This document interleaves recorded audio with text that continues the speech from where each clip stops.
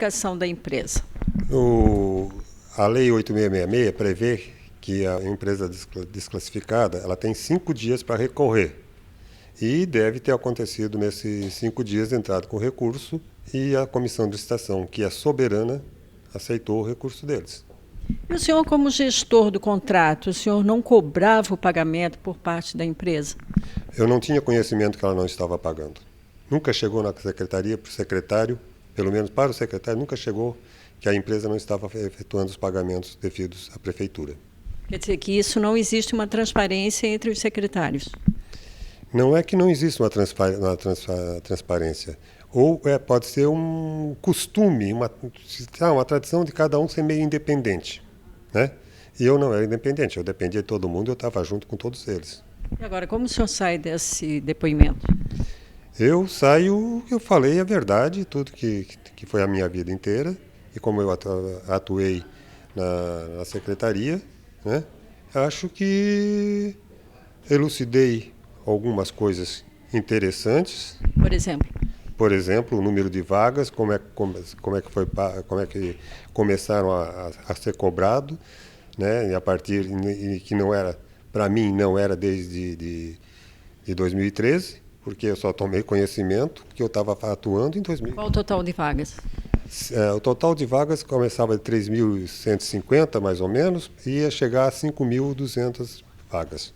E como era feito essa divisão de vagas? Não, eram as ruas, né? As ruas principais, eram chegadas os nomes das ruas e a gente autorizava que se elaborasse as vagas com os determinados números para que a gente pudesse verificar que estavam sendo realmente feitas as vagas. O senhor nunca teve contato com a direção da Donpark? Graças a Deus, não.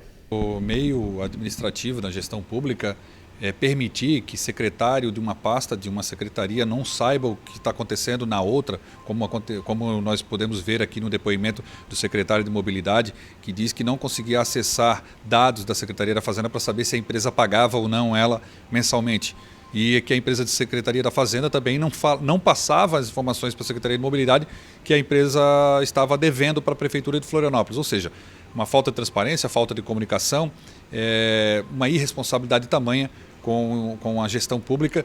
E aí, pior do que isso, saber que a empresa ficou com os créditos, a Prefeitura não tem esses dados ainda, de mais de 2,5 milhões de reais, sabendo que esses créditos são pessoas que vêm na cidade, que vêm utilizar justamente o estacionamento rotativo, que pagam para poder estacionar, confiando que vão poder ter esses créditos adiante, e agora não tem mais. E a Prefeitura agora abre um edital, que é grave, sem garantir que esses créditos vão sofrer a portabilidade, que a próxima empresa que vai assumir o estacionamento rotativo em Florianópolis possa atender aí justamente quem comprou os créditos acreditando que poderiam utilizar. A empresa, durante o processo licitatório, agora ficou comprovado, segundo o secretário que deu o depoimento hoje, que ela foi desclassificada no processo licitatório, mas ele se surpreendeu que logo mais adiante apareceu para ele um contrato com o nome dessa empresa desclassificada. Ou seja, após a desclassificação da empresa, não se sabe o motivo, mas ela recebeu uma reclassificação. E a justificativa dessa reclassificação, o processo licitatório, a gente ainda não tem os olhos, ainda a clareza para poder entender realmente como se deu essa recondução da empresa ao processo de ser classificada quando ela estava desclassificada. O depoimento de hoje foi bastante esclarecedor, em que pese algumas divergências e omissões por parte do ex-secretário de Mobilidade, o Valmir Piacentini, só que ele informou que todo o procedimento, todo o contato com a empresa Donpark, entre o poder público e a empresa Donpark, era feito através do ex-diretor de planejamento e também ex-secretário, o Vinícius Coferri.